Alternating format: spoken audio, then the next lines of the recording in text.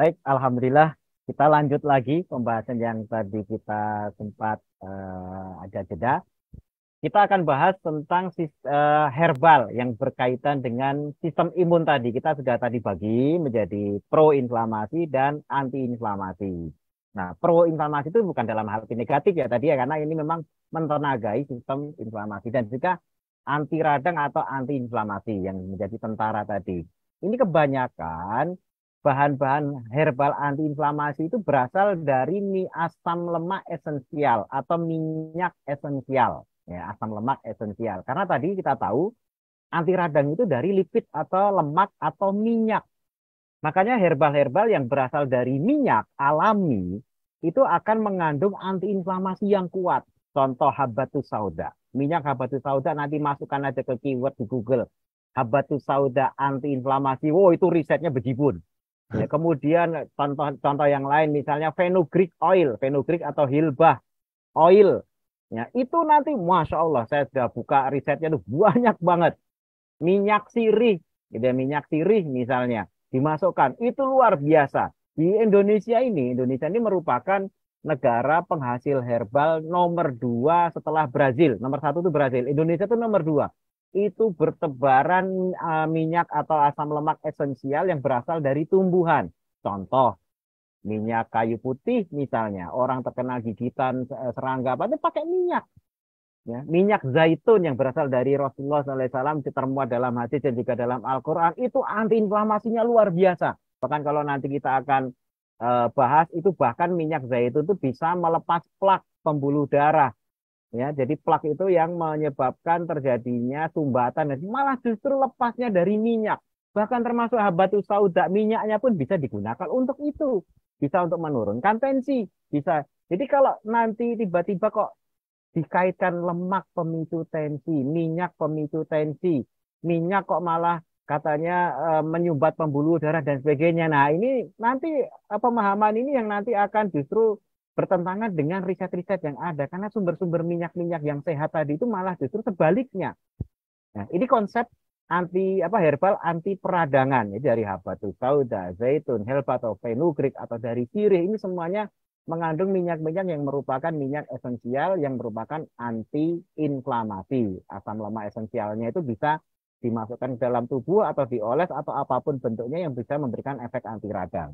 Yang kedua, ada herbal yang sifatnya proinflamasi. Nah, ini memang proinflamasi dalam artian pembangkit alarm ya mendukung inflamasi karena inflamasi pun juga setidaknya harus muncul. Jangan sampai seperti mobil alarmnya lengkap tapi akinya tekor.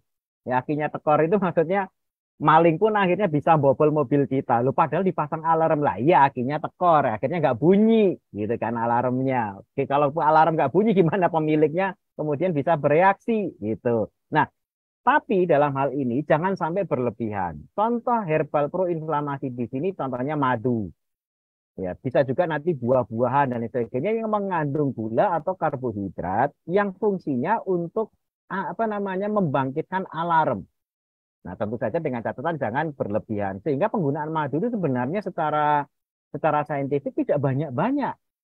Walaupun ada juga manfaat madu itu bisa juga antiinflamasi. Yakni fungsi antiinflamasi ini karena dia membunuh bakteri-bakteri penyebab inflamasi. Nah, jadi dioles ke luka gitu ya, kemudian dioles ke pembengkakan dan sebagainya yang sifatnya terinfeksi itu akan bisa membunuh kuman yang menyebabkan inflamasi. Nah, disitulah nanti madu juga bisa berperan sebagai antiinflamasi dengan cara membunuh bakteri. Tapi secara umum karbohidrat, gula, baik itu glukosa maupun fruktosa yang terdapat dalam madu ataupun buah-buahan, itu sebenarnya adalah pembangkit alarm atau pembangkit atau proinflamasi. Selanjutnya, lantas bagaimana dengan hal-hal yang berkaitan dengan puasa kita nanti. Yang pertama, ketika kita puasa, otomatis segala macam sumber daya makanan itu akan terbatasi selama setidaknya 14 jam atau sampai 15 jam tergantung musim nanti. Kalau di luar negeri bahkan sampai 18 jam kalau musim panas gitu ya. Kalau musim dingin ya itu pendek. Jadi siangnya itu paling cuma 9-10 jam sudah buka puasa. Tapi kalau musim kemarau panjang. Di Indonesia rata-rata hampir sama 14 sampai 15 jam. Nah, ketika kita membatasi asupan makanan termasuk juga karbohidrat, ini akan menurunkan inflamasi otomatis karena apa namanya sumber inflamasinya dibatasi. Nah, kemudian ketika sudah 12 jam puasa, ini pernah saya sampaikan juga ya dalam forum ini juga bahwasanya ketika kita sudah dibatasi karbohidratnya, tubuh untuk mencukupi kebutuhan energinya akan mengakses lemak sehingga lemak itu akan diluruhkan. Peluruhan lemak ini akan mengaktifkan antiinflamasi.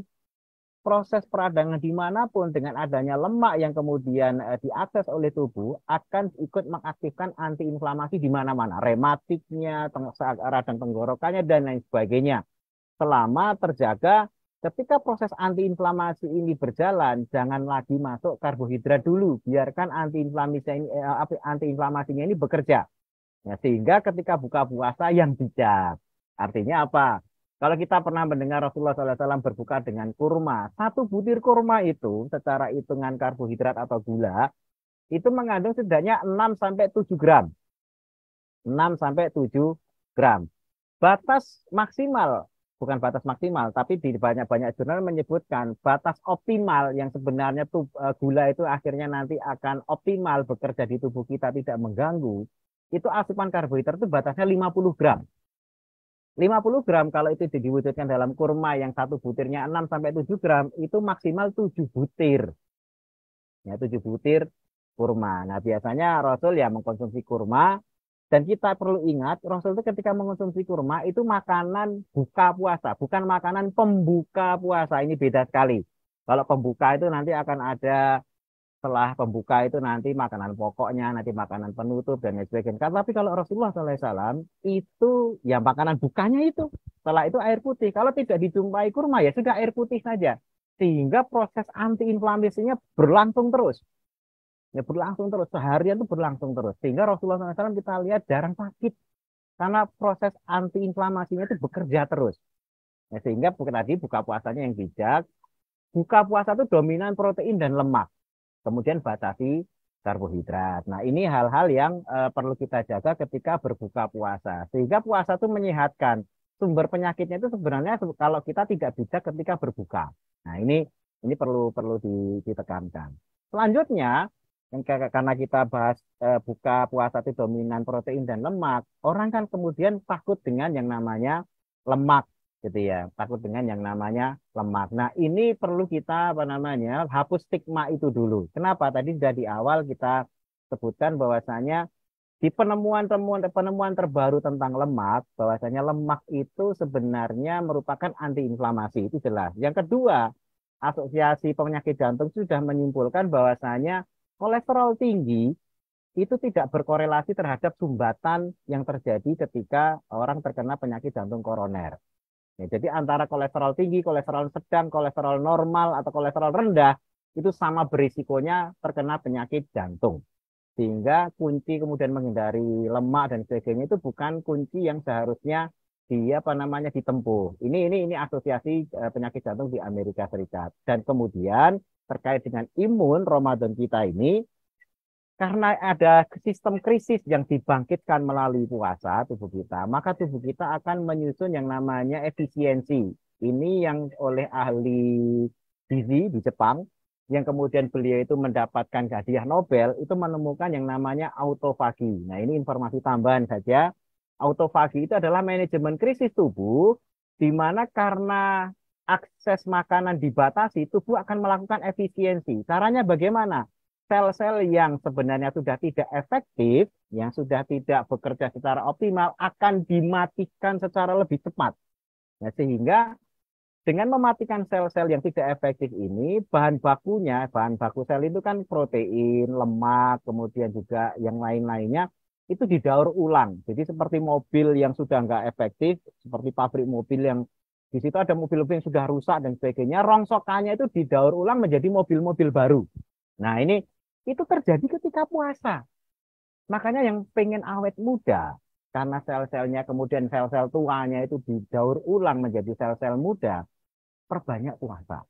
Nah, ini kunci rahasia awet muda kita. Tapi sekali lagi, puasa yang tentu saja menjaga semua komponen-komponen agar berfungsi dengan baik. Insya Allah imunitas jadi baik, sel-sel jadi remaja lagi, gitu ya. Dan kemudian juga pertahanan tubuh kita itu tidak gampang sakit lah, karena alarm juga berfungsi baik. Kemudian tentaranya juga segera bekerja dengan sebaik-baiknya. Nah, inilah maksud bagaimana dengan puasa yang apa namanya yang dahsyat, bulan Ramadan yang dahsyat itu akan menghasilkan sistem imun yang hebat. Nah, nanti kita pada lain kesempatan akan kita bahas bagaimana peran puasa ini kepada tingkat kesehatan ginjal kita, tingkat kesehatan lambung kita. Karena masih banyak yang merasakan ketika puasa malah lambungnya perih dan sebagainya. Ini ada kunci-kunci rahasianya sebenarnya.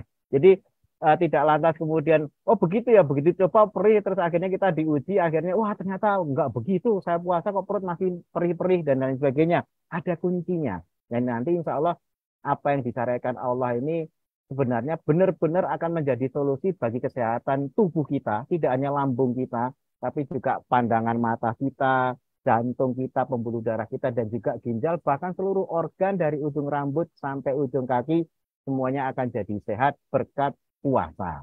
Dan bahkan kalau kita tahu di luar negeri sudah mulai walaupun mereka tidak punya syariat puasa seperti kita ya, mereka menyusun pola-pola hidup dengan menggunakan yang namanya intermittent fasting. Nah, intermittent fasting itu puasa intermittent atau puasa berkala.